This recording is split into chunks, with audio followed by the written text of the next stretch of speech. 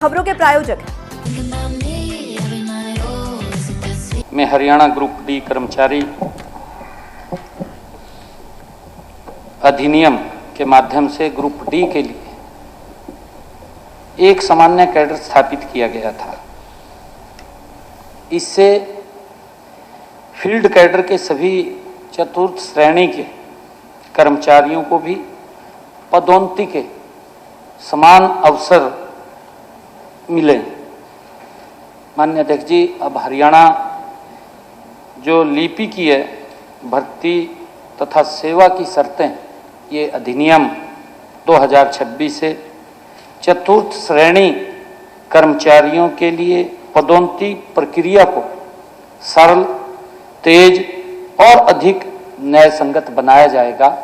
इसलिए ये विधेयक आया है और इस अधिनियम के अंतर्गत कई महत्वपूर्ण बदलाव वो किए गए हैं, जिनमें कर्मचारियों को सीधा लाभ प्राप्त होगा। माननीय अध्यक्ष जी, इस विधेयक में चतुर्थ श्रेणी के कर्मचारियों की लिपिक पद पर पदोन्नति का कोटा 20% से बढ़ा करके हमने 30% किया है। और पहले ये सीमित पदों के कारण बहुत कम कर्मचारियों को पदोन्नति का लाभ मिलता था। अब पदोन्नति कोटा बढ़ने से ग्रुप डी के कर्मचारियों की संख्या में लिपिक पद पर पदोन्नति हो सकेंगे, उनकी प्रमोशन हो सकेगी। और माननीय अध्यक्ष जी, पहले क्योंकि ये कई विभागों में पदोन्नति के अवसर होने के कारण पदोन्नति के अवसर सीमित रहते थे, क्योंकि उसका कोटा कम था, उसके कारण से दिक्कत आती थी। परंतु अब जब ये कोटा बढ़ाया गया है तो अब उसको लाभ मिलेगा।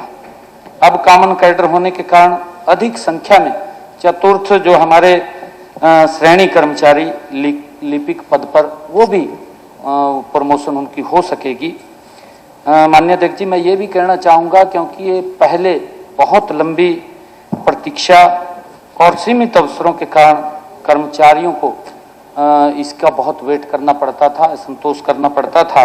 परंतु अब कम सेवा अवधि और बढ़े हुए इस कोटा के कारण पदोन्नति प्रक्रिया ये तेज होगी और इससे कार्यक्षमता भी बढ़ेगी, क्योंकि हमारे अनुभवी कर्मचारी जल्द उच्च पदों पर वो जा सकेंगे।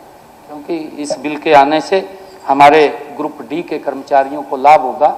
इस कारण से आज ये बिल लेकर के आए हैं, और क्योंकि बड़े लंबे समय से उनकी मांग थी, उस मांग को ये पूरा किया गया है।